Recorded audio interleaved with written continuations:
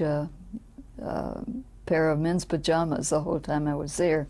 This is a sound room, and they would put you in there to check your various reactions and sounds, and actually it was so quiet in there you could hear your own heartbeat. It was kind of interesting. Quite a interesting experience, and yeah, right. Quite a classy outfit. Oh, sure.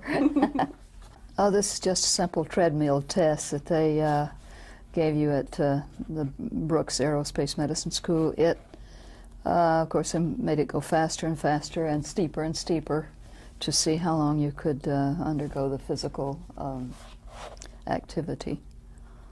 You know, I have to say, in all of these, you're just grinning and looking like you're having a blast. Oh, I was. I just had a great time.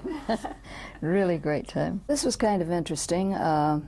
They were trying to show me and test me underwater because of the buoyancy advantage you have. Your body is weighs a lot less, so to speak, underwater, like 90% less. And this is Scott Carpenter and Alan Shepard helping me adjust the mask. The interesting thing about it is I don't swim. I never have. I'm not particularly afraid of water, but I don't swim. But I didn't dare tell them. And we all went underwater, and they were very nice to hang around and help me when I wanted a little help. And I don't think they ever knew I couldn't swim. But it wasn't the most exciting thing that I did, I'm afraid. That's interesting. I was going to ask you, with all your everything else you've done, from cars to planes to boats to skydiving, I was about to ask if you've done much scuba diving, but... Well, I've done a little, but I didn't particularly like it.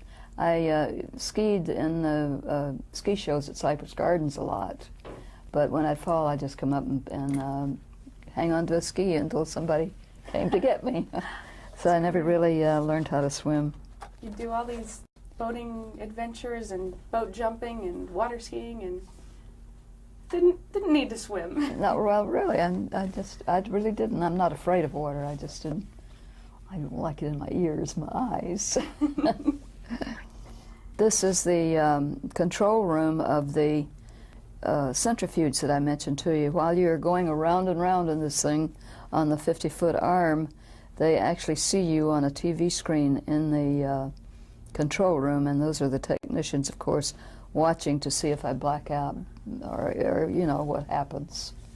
And they were very nice to me. And you got to watch this video yourself afterwards of you going through the ride? Yeah, right. This was in a water test with Scotty and Alan Shepard. They were very helpful to me during the water test, which I was very pleased didn't last too long.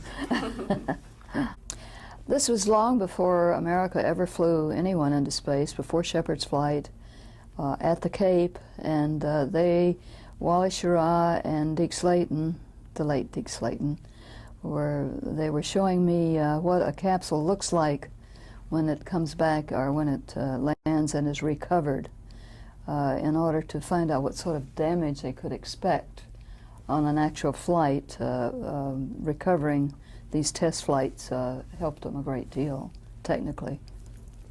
Now I have to ask, you worked so closely with the 7 during this time frame that you were down there, and did get to see a couple launches.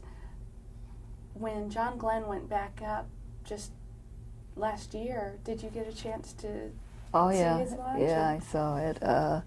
I had written John a letter, and I think it probably went in the fan box, as everything usually does. I also wrote Eileen, and I'm sure it went in the fan circular file also. But yeah, I was here for John's flight, and I also was interviewed for a magazine article about that time, and I said, if John needs an old lady for a backup, I'll be there in a heartbeat for him. But unfortunately, I didn't get the chance. He did a great job on his flight, really did.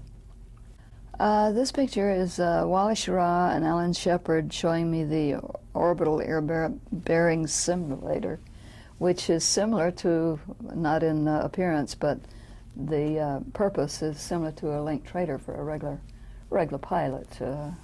And this is what they eventually used to practice in for their actual flights. Again, you all look like you're having a blast. Yeah, it was a very exciting time. This was a shot that was considered for the cover of Look, but for some reason they really desired to show the one where my hair looked so badly.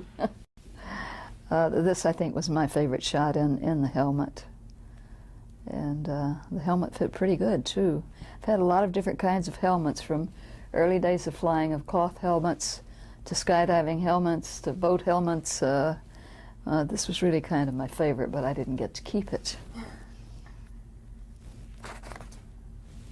As you can see from this picture, well, anyway, you see why they didn't give me a hospital gown anyway.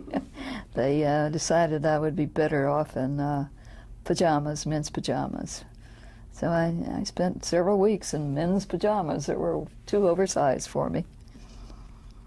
I think that just only goes to point that they really weren't thinking about women very seriously, and they did not have the equipment there to even test women at the time.